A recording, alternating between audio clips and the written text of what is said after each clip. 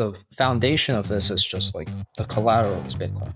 I personally think it's like the best form of collateral because it just doesn't have the risks that all the other forms of assets are going to have, right? And I think that's the fundamentals, right? Quote unquote fundamentals of this whole system.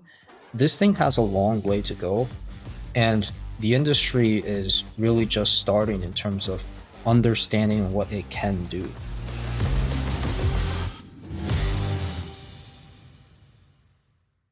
Welcome to the Bitcoin for Corporations show. My name is Pierre Rochard. I'll be your host today, joined by our producer, Spencer, and Allard Peng, our research analyst at Bitcoin for Corporations. Welcome, gentlemen. Thanks, Pierre. Glad to be here. Happy New Year as well. Happy New Year. Great to be here. So if we kind of zoom back on the prior year, I think that we saw lots of positive catalysts from the new administration, a flurry of regulatory changes. But Bitcoin ended up down, I think, 8% over the year. MSTR more than that. And then just lots of maybe chaos in the Bitcoin Treasuries market. So I wanted to have Allard on to unpack what happened in 2025, kind of a bit of a retrospective, and how that sets us up for 26 and where the chessboard is today. And what the opportunities will be. So thank you for joining us, Allard. Really appreciate it. Yeah, I'm happy to be here. I guess like we can just jump right in, right? Like I think with Bitcoin treasuries, we have to ultimately understand that the foundational assumption here is just like Bitcoin has to go up, right? Like if Bitcoin does not go up, then none of this is going to work out ultimately. So that's what we're talking about when we're saying that like you have MNAV compressions, for example, is one thing that people cite, right? But there's other things that has happened, but that's one thing people cite over the course of 2025. If you have the Bitcoin price not doing well, then all of these equities are obviously going to not do well. So that's just the foundational thing at the root level of everything, right? Let's talk through like, sorry, Pierre, what's your question? Sorry. Yeah. So I think the first question is the way that strategy has very intentionally shifted from what they were doing in 2024, which was large convertible notes, to these perpetual preferreds. And I think that so they've been perhaps blamed for the bear market somehow causing it, but or at least maybe even causing more MNAV compression than would otherwise have happened because there's such a shift in the business strategy. Do you think that attribution is misguided? How do you think through their pivot from leverage to amplification? Yeah, so I think converts and preferreds obviously have very big differences. Like to start, there's the cost of capital, right? Like, and when we say cost of capital, we're really there's like a long-term view and a short-term view of it. In the short term, your preferreds have a much higher cost of capital because you're paying 10% and they're selling stuff at below par as well. Like Stride is sold below par. All the STRK ATMs happening recently, that's below par. If they're selling Strife like below $100, that's also below par. So your cost of capital is well over 10% for a lot of these, right? Stretch also, currently the effective yield's over 10%. So that's a very high like short-term cost of capital. And from that perspective, you have to net out, like ultimately this business model is like you're buying Bitcoin and you want to have a Bitcoin return on capital that exceeds your cost of capital that you use to purchase the Bitcoin. And you're earning the spread, right? So that's ultimately what you're earning. So you can think about it like in terms of business profit margins, like your margins is going to be that spread. Now, what happens if the cost of capital increases to over 10%? Your margin is going to start to compress. And at some point, if Bitcoin's return on capital doesn't actually beat the cost of capital, your margins are negative, right? So that's going to eat into the common equity holders. And that's going to be expressed in the marketplace as a compression in your equity premiums. So I think that has to be like taken into account. When you look at the converts, because like they're selling the volatility of the stock, right? It through that embedded call option within the bond, that creates a lower short-term cost of capital, right? Because ultimately their interest rates are like zero for all of their more recent converts. And when your interest rates are zero, like I mean, I don't really have to like really go down that, right? Like the spread is just going to be much bigger, and so your profit margin's like huge. Yes, you do equitize the bonds at some point, and that has a cost of equity capital associated with it. But in general, the short-term cost of capital with a convert is substantially better than the short-term cost of capital with preferreds. So that's like one difference right there. From that perspective, just looking at it like that, converts are superior in some ways. Now, how are preferreds superior? Like, in what ways is preferreds beneficial to the overall strategy? Well, one thing is the market for this is potentially much bigger, right? So with a convertible note, there's not as big of a market for these convertible notes. So first off, who are buying convertible notes? A lot of it is like these volatility arbitragers. So they'll buy the convertible note, and they're doing it for that embedded call option. And they're going to use what's called dynamic delta hedging to basically gamma scalp and get the profits from what's called volatility trading, right? So basically, I mean, I don't want to go in depth into like how that stuff works, but what's really going on is just they are buying it for that cheap option, and then they're going to use the presence of that cheap option to help them get a return. There's not a lot of volatility arbitrageurs out there, right? Just within the financial markets. And so that puts a hard cap on the amount of capital that you can raise on, let's say, a per year basis, if you were to raise money via convertible notes. Now, at some point, like strategy, I think they just realize, hey, we are going to hit this cap. I think like in 2024 or something, they were a good portion of the convertible bonds market, like a substantial portion of it. So you're talking about like, okay, if you look at it from the perspective of total addressable market, they're kind of like closing in on that total addressable market. So now it's time to go to a new market. The preferreds market is really like kind of in the fixed income market, right? Because what it really covers is this idea of I'm an investor that just wants stable returns. I'm not looking for something crazy, but I don't want to lose my principal. I don't want to lose money. I want some level of stability. So you're looking at fixed income, and fixed income is a gigantic market. It's actually bigger than the equity markets. So you can raise a lot of capital through that. And so that, from that perspective, preferred is a very big benefit because once you've hit into the limit for this addressable market, now you want to go to another addressable market and potentially start gaining market share there. So that's one way of looking at it. Another way, which I think like has been mentioned within the discourse, right? But people, I think this is really where the leverage slash amplification bit comes into play, right? I will say personally, I don't really love that distinction. Okay, I think like this is a little bit like a distinction without a difference from an economic perspective. And what I mean by that is if we're just talking about the raw spreads of things, the leverage and the amplification, there's going to be a cost of capital associated with both of those things. So if we're just looking for I'm going to earn the spread, well, for all intents and purposes, to the common equity shareholder, doesn't really matter whether it's amplification via preferreds or leverage via debt or convertible debt. I don't think that matters. That distinction is really there. However, there is one piece of it which is valid, which is that in the case of these preferred instruments, it's technically equity. So if you don't pay a dividend, and if you like kind of like skip a dividend, so to speak, you're technically still okay. Like, obviously it shakes the confidence and the market's going to view that very badly. But technically you're not like in default, right?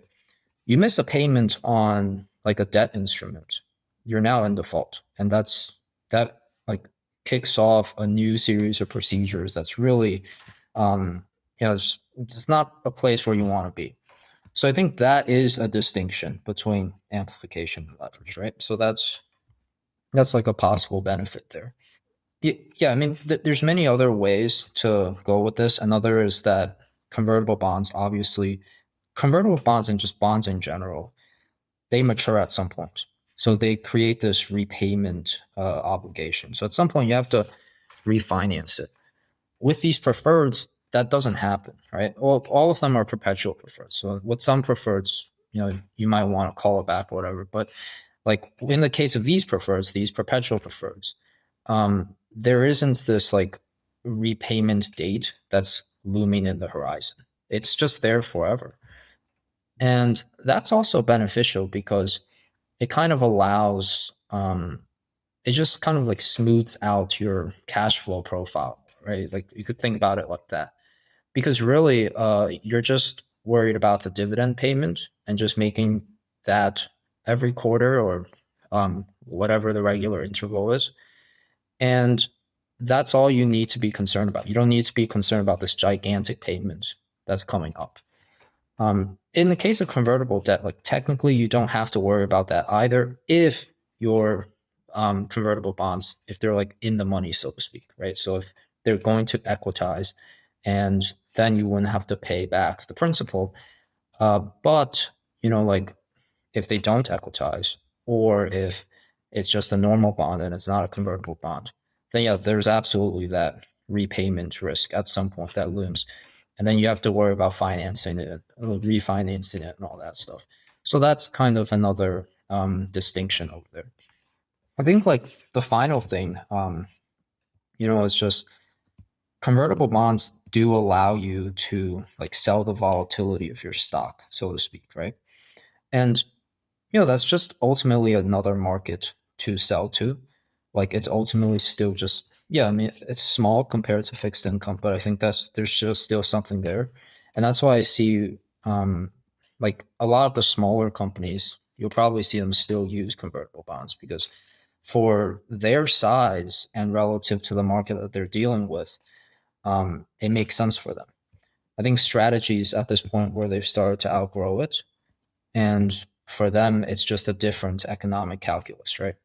So I think that's like the distinction there. Lots of nuances. We could go deep into those nuances too. But yeah, that would be the answer. Very long-winded answer. Yeah. Now, I think that another kind of cause for concern that came up during the year was around their ability to pay those dividends in a bear market, and that culminated in them developing a cash reserve for the dividends, which is pretty paradoxical. But how do you think that that will be received by the credit markets? And do you think that was the right move, or is it going to cost them a lot because of the cash drag versus holding Bitcoin? Yeah, I mean, I guess the answer for the credit markets first. That's going to be received well for the credit markets, right? If we look at S&P's ratings, which happened in October of 2025, they actually specifically, and like BFC, like we put out a report on this too, like after, I think it was about like a few weeks after those ratings came out. S&P specifically highlighted there was this quote unquote currency mismatch, right? And like as Bitcoiners, we're kind of like, well, yeah, obviously the whole point is the currency mismatch. But you also have to look at it from the perspective of how like the fiat tradfi people think about these things. And for them, it's like, if Bitcoin's the only asset over here, you have a bunch of liabilities that are very regular interval, and they come up every quarter and it's all denominated in fiat. and you don't have a operating business that generates enough cash flow to cover that stuff, that looks kind of bad, right? And like they're just going to think that that's bad. Like we can argue with them all day, but like ultimately this is what they believe, so that's how it is, right? And in the credit market, that is the kind of assessment that's going to go towards that, right? Like they're just going to look at those metrics, and it's a very standardized template of looking at things. And that's what these credit ratings ultimately come from. It's these standardized templates, these benchmarks, these procedures, which have been around for a very long time, and they've been around for a number of reasons, right? They're not all just like nonsense or whatever. It's actually there for very good reasons a lot of times. And I think just in this specific case, there is kind of a mismatch between what their expectations are and obviously like what the Bitcoiner thesis for this would be. So like, yeah, like the having the fiat reserve is going to be viewed favorably by the credit markets. That's definitely true. To them, it just looks like we are taking a little bit of risk off of the books, and we're like the credit investor thinks like, hey, I have a better cash buffer than I did before. That's always going to be perceived positively. Okay, so we cover that base. The other side of it is like, okay, the Bitcoin Treasury side, and I want to accrete as much Bitcoin as possible. That is negative for this, right? But it's negative in the short term, arguably positive in the long run. So now let's like unpack that. In the short term, well, what's going on is like you're generating a negative BTC yield, right? So Strategy sold a bunch of common stock, and some of the stock they sold at under the equity MNAV. I don't mean enterprise value MNAV was not under 1, but the equity MNAV was under 1, right? And they've like been selling some of this. So you actually saw BTC yield, year-to-date BTC yield, you could see a decline over the last few 8Ks that they pushed out on the year. Okay, so that's a negative BTC yield event. As a common equity investor in MSTR, you're like, for all intents and purposes, you're invested in that for the BTC yield, for the ability to increase Bitcoin per share over time. And now, because of this cash reserve thing, you've sold shares, but you haven't bought the corresponding Bitcoin. Bitcoin per share is actually going down. That's probably not going to make the like median equity investor too happy, right? Like especially if they signed up for the increase in Bitcoin per share. But that's a short-term thing, because in the short term, you have this negative BTC yield event. In the long term, what's happening? Well, if credit investors are more happy with the credit because they see the cash pile, and it increases their propensity to buy the credit. In the long term, that lowers the cost of capital, because it bids the price of the preferred instruments higher. The effective yield comes down. And now when you're selling it at that higher price, the yield that you're kind of like locking in to pay, the rate that you're locking in to pay, is now lower, right? And in that sense, it means that right now I'm taking on this negative BTC yield so that a year down the line, I'm able to lock in like, let's just call it like 8% yields, right? 8% rates on these perpetual preferreds. That's probably not a bad deal, right? Like if I can really lock in something at 8%, I never have to pay the principal back, and I just pay 8% on that forever. I'd probably buy almost any risk asset with the 8%, like kind of make it back, like especially because the dividend isn't like compounding over time, right? Like it's just 8% on that amount that was sold at that point when it was sold. So yeah, like that's that from that perspective, it could be good in the long run. Yeah, now it feels like some of the preferreds have really struggled to get to a point where Strategy can run the ATM on them and really increase their role in the balance sheet. Do you think that that's because of kind of the current level of education, the newness of the product, or are there flaws with the products that really stop investors from wanting to access them? I think both things can be true. Like to be frank, right? I think they're really good products. Uh, and I also think that, the education's definitely lacking. That being said, like I also understand it from the opposing view, where it's like if the company is very reliant on uh let's just say like common equity issuance to pay these dividends. I understand like the argument that, like that creates return of capital dividends, which is tax deferrable, and so that's actually a feature, not a bug. But ultimately, they're going to like credit investors will look at that and they'll assess it to be more risky, right? That's ultimately like just what's going to happen. So that's one thing that's one dimension of this. The other dimension is the education piece, right? Like it fundamentally, why are they not comfortable about it? It's because they're not entirely bought in on the idea of the collateral. Like, I mean, if they were totally bought in with Bitcoin being the collateral, they just buy the Bitcoin. But like, if they were like a little less comfortable and more comfortable than they are right now, they would probably assess it to be not as risky. One thing that I think strategy has done that's it's like quite good and it's good steps in the right direction in the education piece of it. It's just looking at, stuff like BTC rating, BTC risk, BTC credit. Those metrics, um, those metrics kind of communicate like what exactly the investor is buying, how much collateral is behind this instrument. That can kind of, put numbers and quantifiable figures on something that is more mysterious to people, right? If they look at something like Bitcoin, they're like, "Oh, I don't understand this. Who is Satoshi or whatever?" Like all these like random questions that like you would have before you first like really got into Bitcoin.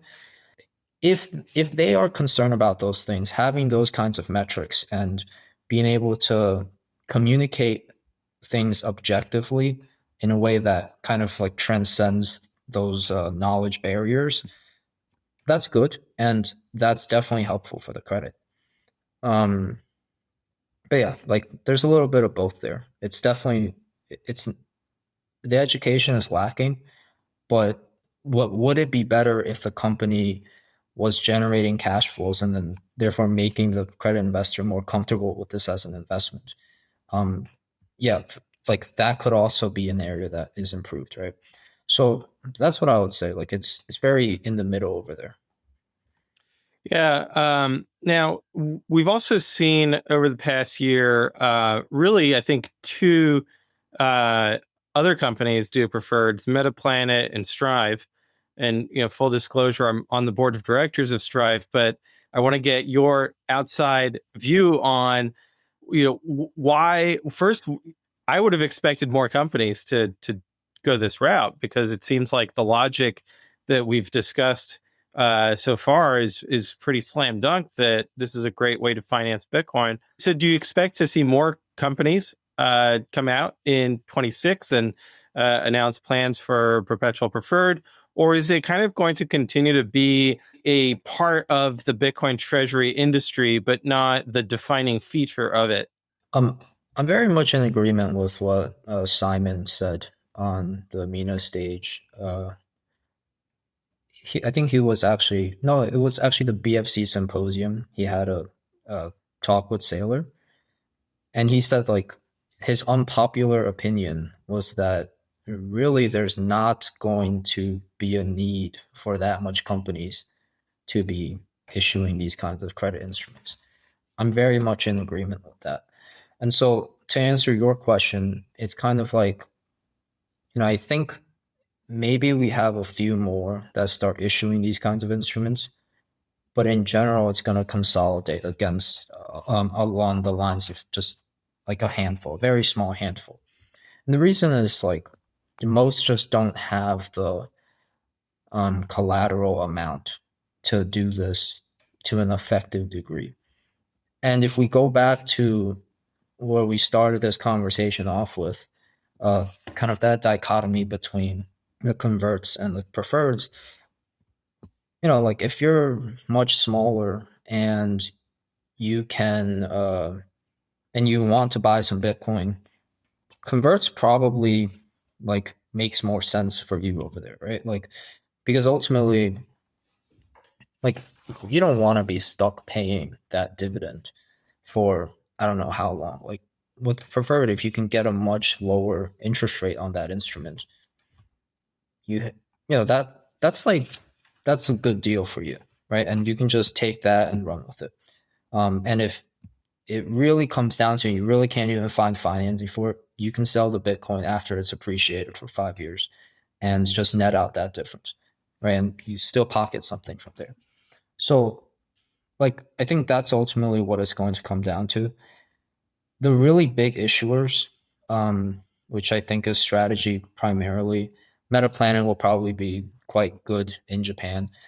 Strive is doing good, right? Like it's got SATA out there, and it probably can, after the acquisition with Semler and all that stuff, like it probably can get to a point where it has enough scale to be issuing things, but definitely not at the same level as strategy, for example.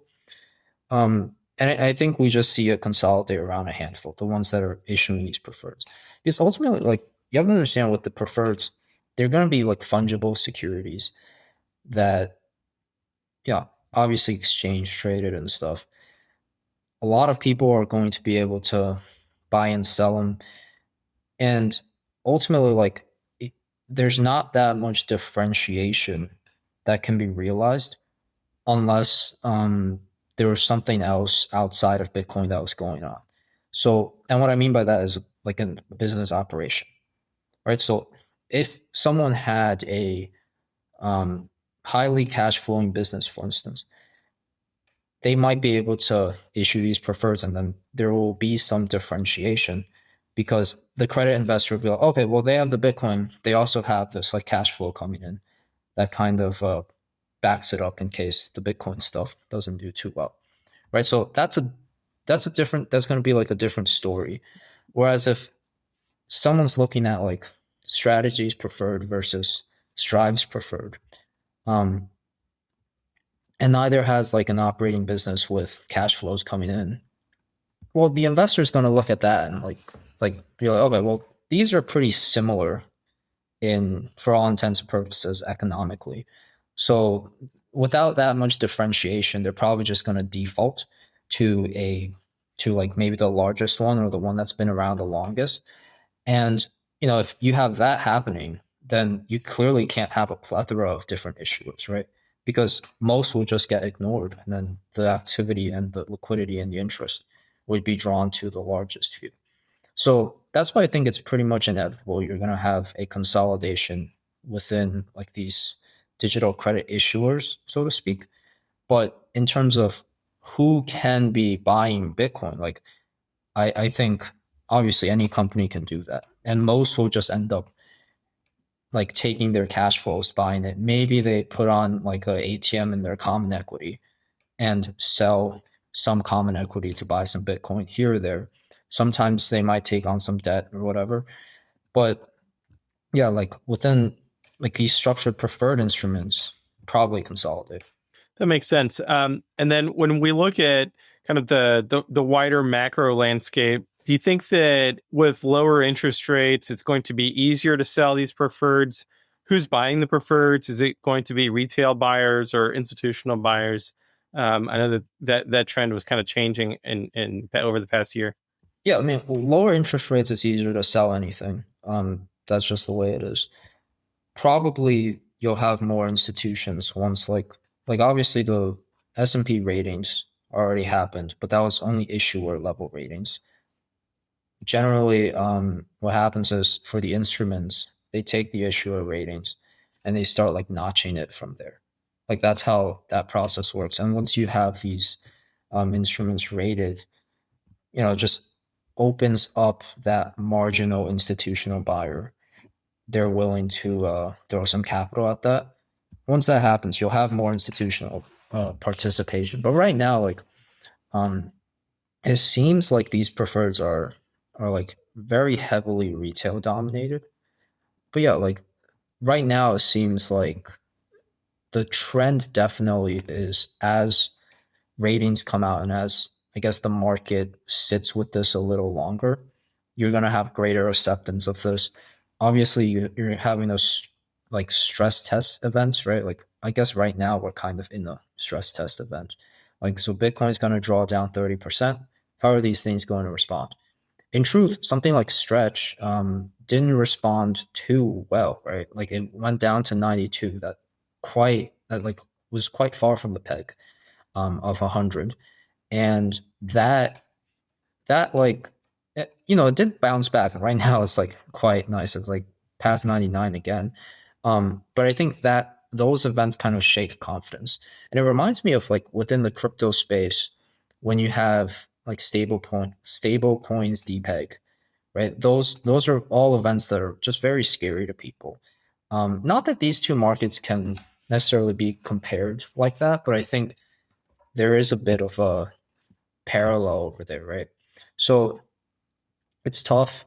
It's going to take time, but I think eventually, as long as you know we pass these stress tests with some level of some indication of resilience, the long term trend is like more and more people will start piling into this. And I think like if you go all the way back, the foundation of this is just like the collateral is Bitcoin. And ultimately, like Bitcoin is a wonderful form of collateral.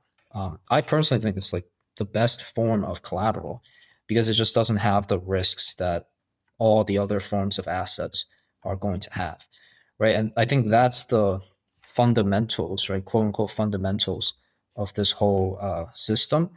But it takes you know, society, the market, whatnot, a long time to kind of come around to that way of thinking. It could be a while, right? Yeah.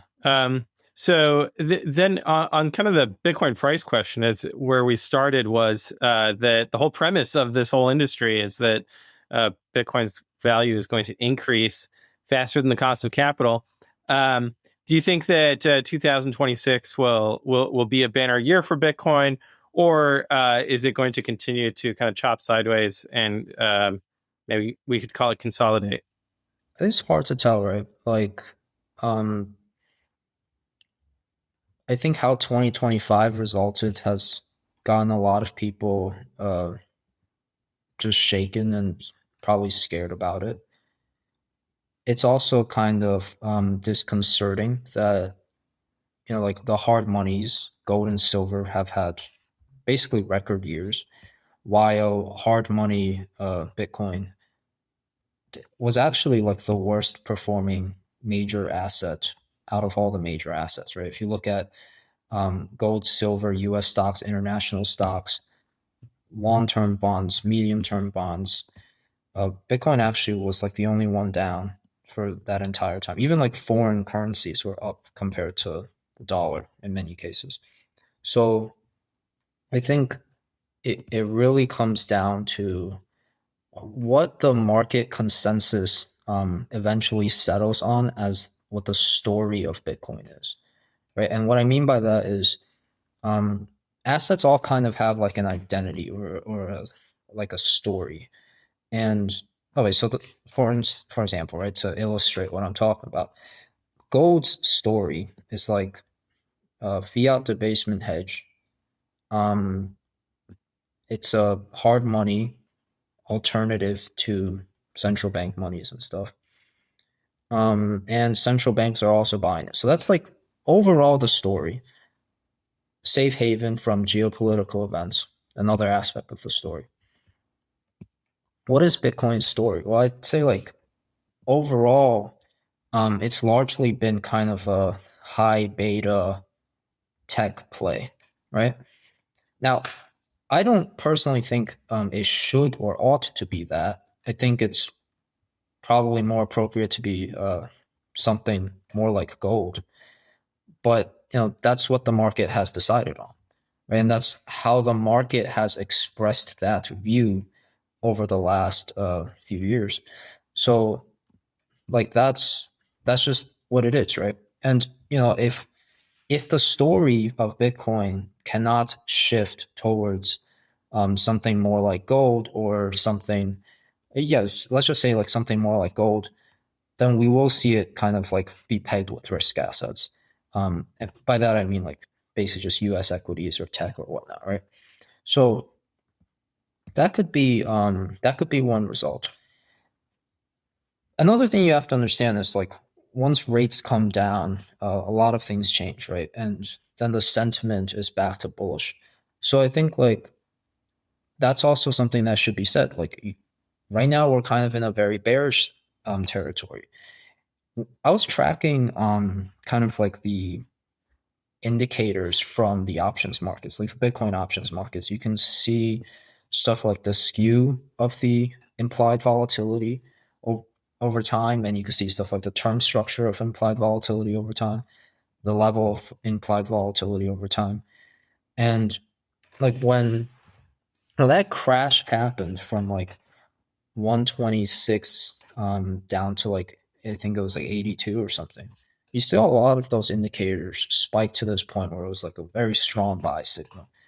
Um, and you know, like we haven't returned to 82 or anything, but we haven't like really rallied well past 95 or really 92, right? So that's something that like I think it's just right now the market's in this state of trying to identify what the story exactly is, and this could take a while, man. Like it could just be like this for a while and it can chop. And if it chops for a while, then obviously treasury companies are probably going to bleed for a while, right? Because the whole premise of it is I need to get a return on capital that beats my cost of capital. And if I'm just chopping, then my margins are going to be negative there.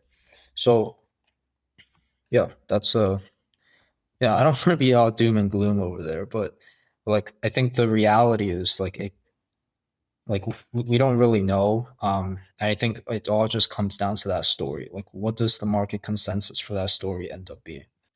Right. I think we've seen numbers too that show that a lot of the GDP growth is driven by all these giant AI investments, and that maybe that's what prevented more rate cutting this or in 25 than otherwise would have happened. But do you think that the AI story is played out, or are we still in early innings, somewhere in the gray area between where ultimately it's drawing capital away from Bitcoin and is preventing a rate cut because of that economic growth? I'm not too strong over there. Like I think I just don't know that much about it to be able to speak intelligently. To be frank, my only comment with the whole AI stuff and how like people have drawn diagrams of the money feeding back and forth. Yeah. Um, like my critique of that is like there is actually a word for money that flows back and forth, and it's called an economy, right? Like ultimately, in an economy, you have money kind of flowing back and forth between the nodes on that network. I don't view that critique as like very legitimate, but also, you know, I don't think markets are only fundamentals. If AI has had a very long rally, like it could also fall, just because, and the rally can also continue. To your other points about like, does it draw attention away from Bitcoin? The answer over there is yes, it absolutely does. In that sense, there's very much a zero sum game, right? Like, I think even stuff like Polymarket, it draws attention away from Bitcoin. Um, yeah, you just have like it's a more fast paced world now. It's like just there's more stuff going on, and those things will draw attention away from other assets. And yeah, like stuff like quantum too, even right? Like Yeah. all of those things are just, it draws attention from Bitcoin. And I mean, that, I guess like people should spend their money on what they want to do with it, right? Like I'm not going to critique over there, but yeah, like it absolutely does pull attention away from Bitcoin. And then when we look at the kind of what the current state is of the Treasury companies, do you think that they have room on their balance sheet to buy more Bitcoin, even if using perpetual preferreds or other forms of financing in 26, even if their equity does not rally?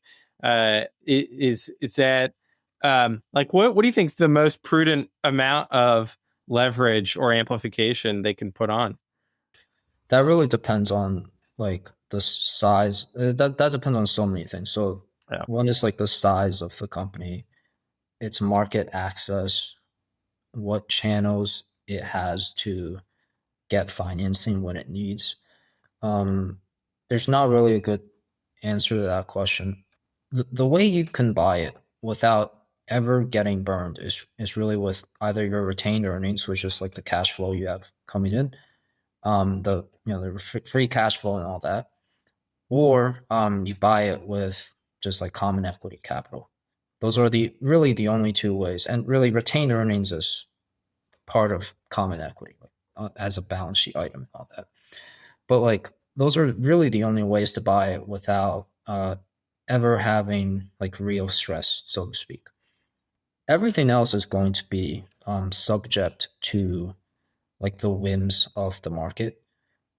Where there is open channels for financing, those are times when the market is more exuberant and bullish and just more relaxed with like giving money away.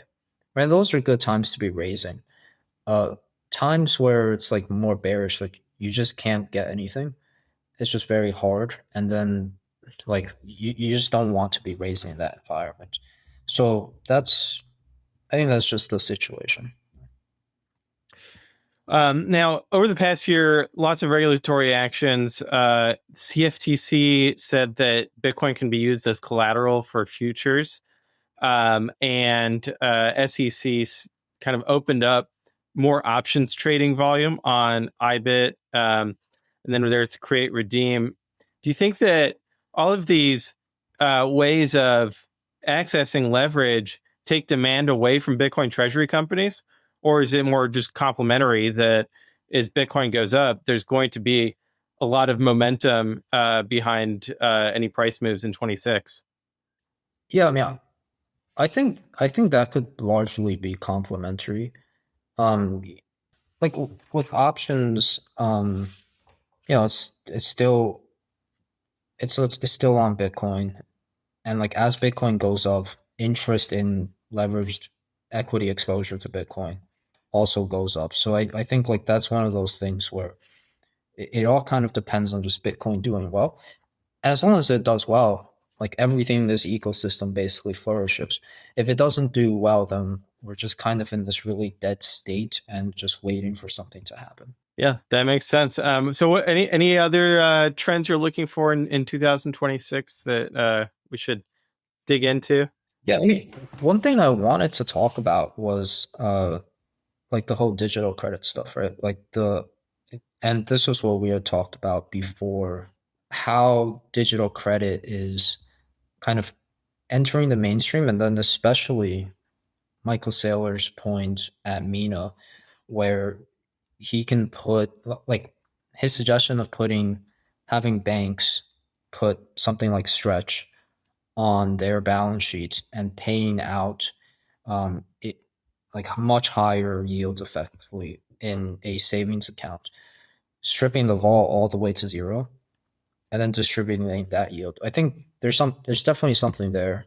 Yeah. So do you think though that kind of bank regulators, that being a highly regulated area, maybe it'll there's opportunities in other jurisdictions that have more friendly regulations, but also there's kind of the amount of risks that the intermediary would be taking that, as we've seen with Stretch, it traded below par for a while. Wouldn't that turn into a bit of a bank run if this idea were to play out? Yeah, I mean, the idea is you would put a cash buffer on top of it, so that would allow. I mean, the idea in its entirety is like as he laid out was, um, if you deposit $100 into the bank, for example, then like $80 would be used to buy stretch, 20 would be kept in cash, and then the bank has its own like bank equity, right? Yeah. So as an additional buffer. So I think that's largely the model that he was talking about. I mean, will you have a bank run event? Well, like in general, like everything's kind of subject to a bank run because that's just how fractional reserve banking is, right? What I think is really interesting about that is he's really replacing he's really like proposing this way to replace conventional credit with digital credit within the context of the fractional reserve banking system. This is very interesting. And the reason why it's interesting is like, so we really got to go back and just talk through how fractional reserve banking works today and what we mean by conventional credit, right? So, fractional reserve banking is the mechanism that multiplies a stock of base money or M0 into broad money. And this is the money that is spent throughout an economy. So what that looks like is at within within like the bank deposits of consumers, their bank account will show a certain amount of money, but really the money isn't quite there. What the bank is actually holding is a lot of different what's effectively credit assets, right?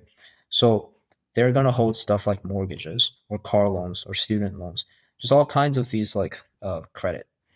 And that credit obviously generates a return, like there's an interest rate on it. The bank earns this interest rate. It pays out a little bit to the depositors. Like right now, it's about 3 basis points, I guess, in a savings account, which is very low. But I mean, the idea of this business model is, you're able to multiply the base money into more broad money, and then collect interest on this within this system, right? As the money cycles around. So within that component, we talk about what the conventional credit is, which is stuff like mortgages and car loans. If you switched out some of that with something like digital credit, you switched out one asset for another. But in this case, like the digital credit actually pays more, it pays more yield. There's also the sense that the collateral behind the digital credit, well, it's digital capital, which is Bitcoin. And the collateral behind conventional credit would be like an automobile or a house. So you can have, we can talk about which collateral is better in that case. Certainly right now, conventionally, they think the house and the car is better.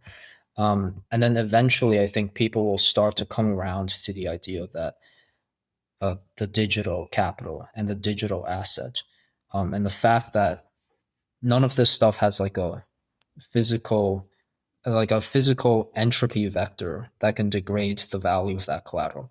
I think eventually people come around to the fact that the digital collateral is better. And then when that happens, there'll be much more acceptance for this like digital credit within the banking system. And if you take like that route, what you've effectively done is substituted a portion of the commercial bank balance sheet, and therefore the thing that backs what is broad money, right? Because broad money is really backed by one sleeve of credit instruments and then another sleeve of bank reserves. And the bank reserves is M0, the base money. So you've really taken out some of the conventional credit and thrown in digital credit. And behind digital credit is Bitcoin, just as behind conventional credit is houses or cars or something. And that's the new system you've set up. And within this system, you're arguably less fragile for one, right? Like if the economy goes bad, then a lot of mortgages kind of go unpaid. A lot of car loans might go unpaid, right? So that's one fragility aspect of conventional credit, which bleeds into fragility of the overall banking system. Fortifying that by replacing some of the conventional credit with digital credit, that actually could increase the stability and resilience of the banking system. And I think that's a, I don't know, I think that's a really interesting direction that could be taken. And obviously, it depends on regulators. Like the regulator has to look at this and approve these credit instruments as valid collateral assets. Well, valid like balance sheet assets. Let's just say that, right? For the banks to hold, because a bank can't just do a mortgage on anything. Like there's like certain regulations that go into this kind of stuff. So yeah, like I think ultimately it'll happen in jurisdictions that are more, um, I guess, like just more innovation friendly, right? So when Saylor was talking about this, he brought up MENA specifically. I think it makes sense that they might explore something like this. Certainly, whichever jurisdiction gets this first is going to have definitely like a boon in interest in like their financial sector. And I think it could really help, just improve that location's banking sector all around by introducing this way of doing things. So yeah, like that's certainly something interesting. And it's like a further application of digital credit that I think people aren't really talking about as much. Um, like Saylor mentioned it at Mina, which was not long ago. So I think like these are all things that are coming up, and people will like innovate on these ideas, and eventually you'll have something that pops up because of this. But we're really much in that incubation period, right? Like there's just so many new ideas that are coming out. People are throwing it out there, and I think really the overall, like if I were to just summarize kind of what's going on, um, market's kind of in a bad place right now. The sentiment isn't great, but ultimately, like the builders are building, and they're going to keep. They're going to like they're going to be able to keep going, as long as like Bitcoin itself doesn't collapse, which I don't think any of us think it will, but it's just one of those things where as long as that premise still holds, um, this thing has a long way to go, and the industry is really just starting in terms of understanding what it can do, right? So that I think is the long term route of this. We're in the early stages. Yeah, I agree with that. So that's really interesting. Do you think though that then central banks will kind of become concerned about monetary expansion if it's whether it's driven by the banks and investing in perpetual preferreds or the banks just lending dollars against Bitcoin, right? You post your Bitcoin at JP Morgan and they lend you money. That's going to grow kind of the monetary base and get the attention of the Jeremy Powells of the world. I don't know if that's a really big concern, to be honest. I think like Bitcoin's still quite small. It's not going to like you apply a money multiplier against what is loaned out. I don't know if that would create a material impact on what M2 looks like.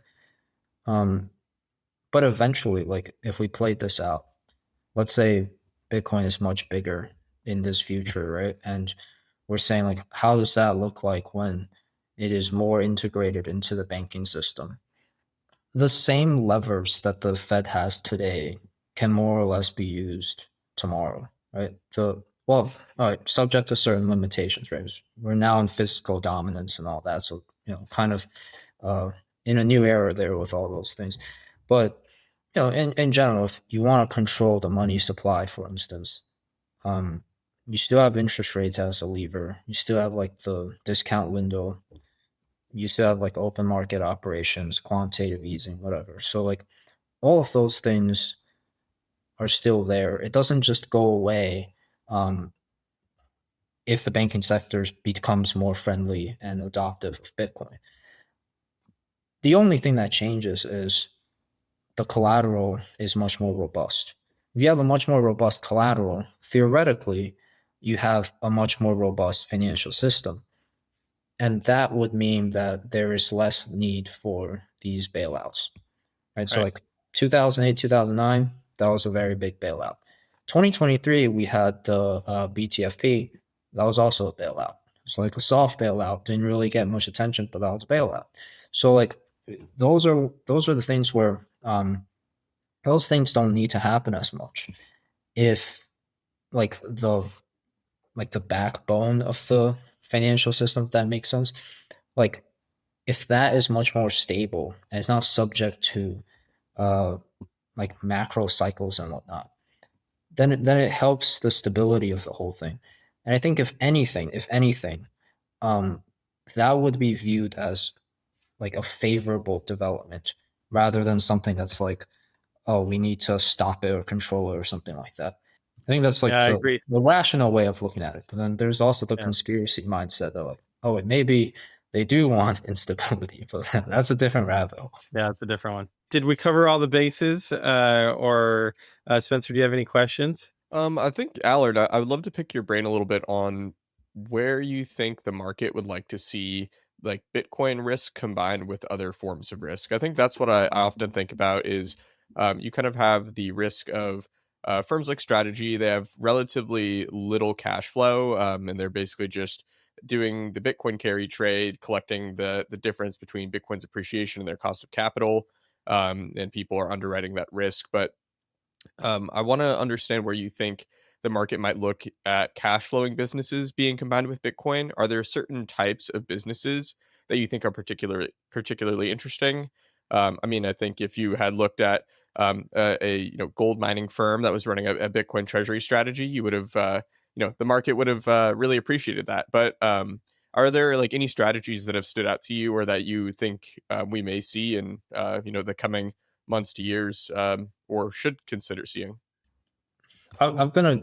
It's such a good question, but I think I'm gonna give such an underwhelming answer. So I apologize in advance. It's really just coming down to like the operating business. If it has good cash flows and it grows it over time, and everything's pretty much stable, that is a wonderful base to just pursue a Bitcoin strategy from. Because from that base, you have tangible equity value that's pretty much like no one can really argue against it, right? Because you have these cash flows, you can do a DCF model. There's obviously a plus sign at the end of that DCF model because it's not burning cash. Um, and from there, you have like what you could consider intrinsic value to the equity. At that point, you can sell the common equity, ATM, private placement, doesn't really matter. You can sell the common equity. You can now buy a bunch of Bitcoin. From there, you have collateral and you can pursue like further strategies. You can maybe issue like, you can maybe issue some bonds or like a preferred equity or something like that. Though not perpetual preferred and probably just for, institutional investors only. But you'd issue this, and then you could use that to buy Bitcoin, and just grow it from there. And the reason why they'll give you the money is because one, they see you have some level of collateral, but two, they see that you have a growing business and growing cash flows, so they're comfortable giving you the money, right? So that creates, I mean, that just checks all of the boxes. And as long as the market's not awful, they're probably going to invest in something like that, and that allows you to just grow over time, right? So it's really just whatever business, whatever sector, whatever industry, where you have a competent enough management team that's able to, first get those margins going, make those look good, make the revenues grow over time, and then also have the foresight to pursue a Bitcoin strategy in that kind of way. I mean, I've yet to really see a company that does that, and I feel like every time, oh, here's something that I think is kind of interesting. Like the mining companies, right? Like you've seen like this pivot from mining operations to AI data centers, right? And oftentimes when they do that, sometimes they just like drop the Bitcoin angle altogether. Hut 8, for instance, like they spun out American Bitcoin. Although like I wouldn't want you to like quote me on this necessarily. It's kind of more of an observation, not like something I've like done a ton of research on, and I have these facts like absolutely down. But it's just like this sense that once the company is has done the Bitcoin stuff, and then they now find this other profitable endeavor to pursue. Their next move sometimes is to just drop the Bitcoin. So they sell the Bitcoin treasury to use that to finance the build out or whatever. As a business move, that could be prudent, right? Like we'll know about that after the fact. We'll see like what those returns were and what Bitcoin's returns were, and does it make sense for them to have sold the Bitcoin? But I think that is kind of a concerning signal. It's kind of a concerning trend, because it's almost like once the company gets a business model that they really enjoy, they kind of go away from Bitcoin strategy, right? So that signals to me that like I think it would signal to the broader market who's paying attention that those who are doing the Bitcoin thing are only doing it right now because they don't have anything better to do. I don't like that necessarily. I'd rather it be like, okay, strong businesses, once they've realized they've got a good amount of retained earnings, they want to reinvest that elsewhere, and they pick Bitcoin as the best merger partner. That's the meta that I would like the market to have, and I would like firms to repeatedly signal.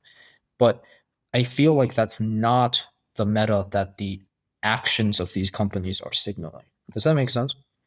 And Yeah. so I think that's something that, that's an interesting point there. But in general, to answer your question, it's like any company, as long as it's making money and pursues a Bitcoin strategy, that's golden. That's great. I just have yet to really see that play out in an actual publicly traded ticker.